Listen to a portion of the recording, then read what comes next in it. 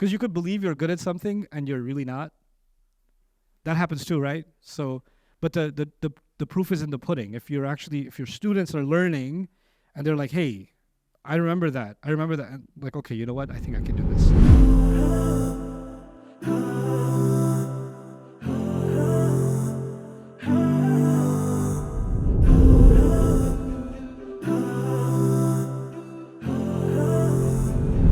Yes, child, tell me.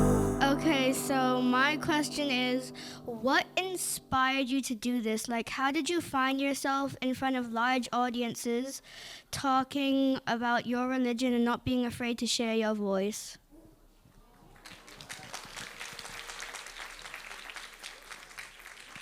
Okay, first of all, you're so cute. Okay, so what inspired me to do this? Actually, I wasn't inspired to be a speaker. I was actually really bad at speaking. I almost failed public speaking class.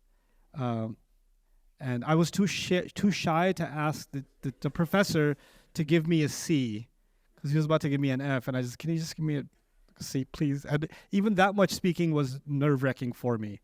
So I was very quiet and inhibited. And then something happened. A spider bit. No, I'm kidding. I'm kidding. So what happened was I started learning when I first started listening to an explanation of the Quran. I felt really different inside. I felt really empowered by what Allah was saying, right? And then I just really wanted to know more. And the more I wasn't looking for this because I know if you ask my friends from high school, and I have friends that are still my friends from high school days, I was the quietest person in the entire. People didn't know what I sounded like. That's funny. I was like, they don't remember my voice, right? And then what the Quran started doing, the more I was studying it, the more I was listening to it, is it was making me confident. And I wasn't looking to be a speaker or nothing like that. But it was just making me confident. I wasn't afraid of people. I wasn't afraid of asking a question. I used to be in a university, it was first year of university, and big class, you're scared to ask a question because 300 students in the auditorium are going to stare at you. I just asked the question. I wouldn't care. I became different. And then the next thing that happened was when I started taking my prayers seriously, I started praying. When I was in New York City, and praying in New York City, if it's Asr time in the middle of on Park Avenue and 53rd Street, or people are in the thousands just walking all over, where are you going to pray? Right? So you just go in the corner, you start praying. And people are like, what is he doing? People are commenting. And you're standing there praying, and while you're praying, I'm sometimes kind of like, okay, Allahu Akbar, but weird thing happened. The more I prayed, the more I stopped caring about what people think. You just become more mindful of Allah and less mindful of people. And that was one of the best things that ever happened to me, is I became unconcerned with what people think. I'm actually not even concerned with what you think. Not you, Iman. I'm concerned. The rest of you, we're cool, Iman. But and that's a very liberating thing, because a lot of people live their entire lives concerned about the opinions of others, right? And actually, many of the decisions I made in my life, career-wise, and marriage-wise, any decisions I made, a lot of them were just based on not caring about what anybody else thinks. Just follow conviction. Just follow your conviction. And it got me in a lot of trouble sometimes. That's okay. But it did become a big part of me. And then the teaching thing, I'll tell you what got me teaching particularly was somebody older than me that I really looked up to and respected. He's a super smart person. He saw me tutoring. I wasn't teaching. I was tutoring a couple of people. And he said, you're a natural teacher. You should teach. And that meant so much to me that he said that.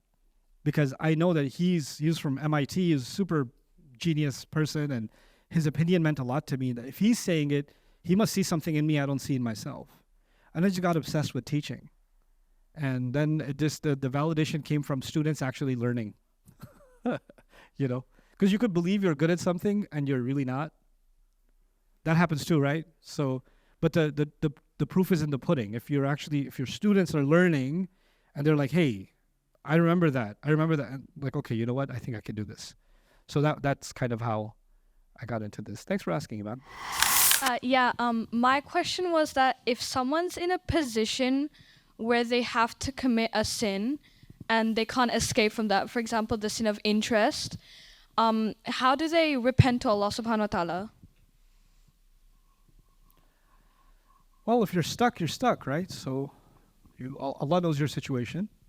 So Allah understands your situation better than anybody else. So when you are stuck in the situation, then you keep asking Allah for forgiveness and do your best to get out of it as soon as you can. That's all. But I don't think you should live in like perpetual shame. Like Allah understands Allah knows better than me or anybody else that you are in that state, right? So, and sometimes people are in this situation for not their own doing, right? Dad took out a loan or husband took out a loan or whatever, and then he died, and now the interest-bearing loan has come on. It's not even of their own doing, right? So that happens too, right? So, and Allah knows that more than, we give Allah credit for, subhanahu wa ta'ala. Like we think of Allah's judgment before we think of Allah's rahmah and His understanding of our situation. Hey everyone, you just watched me answer a question somebody had about the Quran. I'm sure you have many questions about the Quran yourself. A lot of these questions get answered in the Deeper Look study myself and my team do and turn into a series of the Quran on the Deeper Look series available at BayyinahTV.com. So get your questions answered, sometimes even without having to ask them, by studying these surahs in depth with us at BayyinahTV.com under the Deeper Look section.